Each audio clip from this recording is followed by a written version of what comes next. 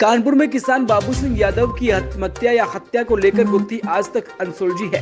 दरअसल कानपुर के थाना चकेरी अंतर्गत किसान बाबू सिंह यादव की जमीन पर जबरन कब्जा करने के मुख्य आरोपी भाजपा नेता डॉक्टर प्रिया रंजन आशु दिवाकर ने आज अपने निज निवास में प्रेस वार्ता कर मामले के सामने मीडिया के सामने पूरे तथ्य रखे।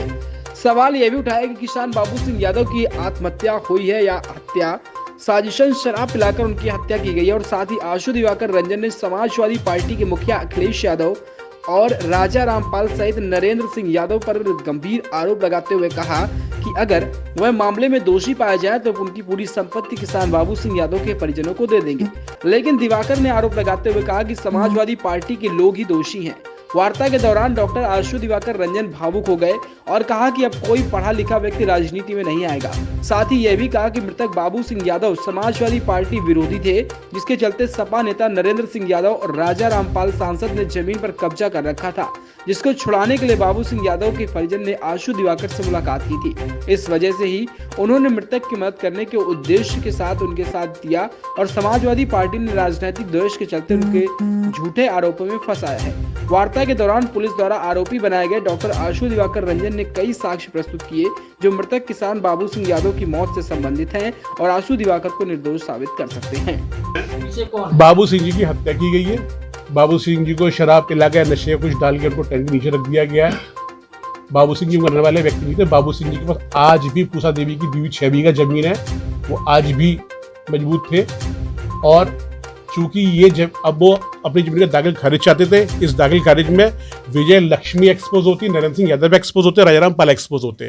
तो इन्हीं लोगों ने उनकी बेटियां क्यों कह रही कि 6 करोड़ की चेक दी गई थी, वो वापस ले ली गई हमसे ले जा करके, उसके बाद हमारे अकाउंट में कुछ पैसा नहीं आया। अब इस समय बाबू सिंह जी का पूरा परिवार जो है वो नरेंद्र यादव के संपर्क में है, जिनसे वो जीवन भर लड़ते रहे। तो अब अपनी बात कैसे रखेंगे? क्योंकि मैंने आपके सामने रख दिया, खत्म हो जाएगा। मेरे पास क्या करेंगे इसके बाद? मुझे न्यायपालिका पे भरोसा है। न्यायपालिका में मेरा जो है चल रहा है, पेपर सबमिट कर रहे हैं।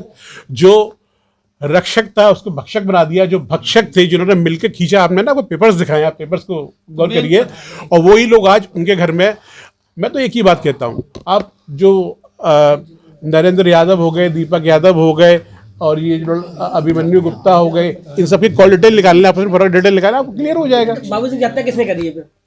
अभी मैंने विषय बताया तो आपको 80 दिन हो गया। लगता है कि उनकी हत्या की गई, आपको फंसाया गया? निश्चित रूप से बाबू सिंह जी की हत्या हुई है। अच्छा, पुलिस ने हो गया, मतलब काफी बोल दिया। आज 80 दिन हो गए आपको सामने आए। 80 दिन हम बाबू सिंह यादव तो इतनी देरी क्यों हुई आपको सामने आने में? मैं माननीय न्यायालय की शरण में था। मुझे अपनी कोई भी व्यक्ति गिरफ्तार क्यों होना चाहेगा निर्दोष होने के बाद? तो मैं माननीय न्यायालय की शरण में था, मैं न्यायालय की शरण में था और न्यायालय की शरण में हूँ। तथ्य मैंने आपको सब दे दिए, पेपर्स मैंने दे दिए हैं। फिर से अगले जी से मैं कहता हूँ, खुद आना चाहे स्वागत है, बहुत बड़े नेता नहीं आएंगे, अपने प्रतिनिधि को भेज दे, पेपर्स पे बात कर ले। 1 लाख का इनाम किया है, आज कोर्ट के पास आप हैं, कोर्ट की शरण में, अब आगे क्या करेंगे? क्या ये इनाम? कोर्ट की शरण में हूँ, कोर्ट के निर्णय का सम्मान करूंगा।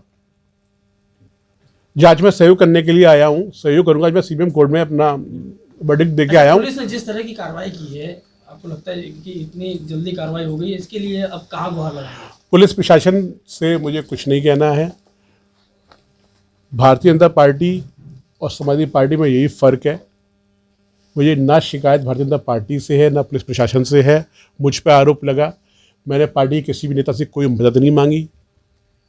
स्वयं को निर्दोष साबित करूंगा, सामने आऊँगा, पार्टी अपना प्यार नहीं लौटाएगी।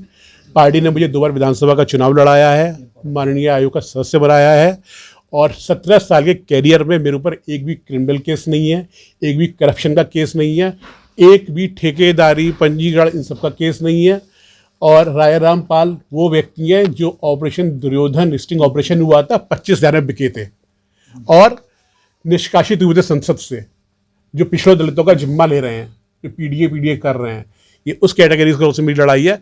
मैं तो तय कर चुका था कि अब मैं अपना जीवन राजनीति छोड़कर डॉक्टरी में करूंगा, लेकिन आज ये बिगुल फूंकता हूं ऐसे धर्मियों के खिलाफ। अभी लड़ाई जारी रहेगी। अच्छा, आपने अखिलेश यादव को चैलेंज किया है, अभी किस बात का चैलेंज हो, कहाँ तक इसको लेकर? पूरा विषय भी मैंने रखा। आप यहीं पे थे, आप यहीं पे थे। मेरा उनसे यही, फिर से आप मेरी बात को सुन लें, यदि मैं दोषी निकलता हूं बाबू सिंह जी की इस घटनाक्रम के लिए, तो मैं अपनी पूरी प्रॉपर्टी देता हूँ उनको, उनके बच्चों के नाम पे।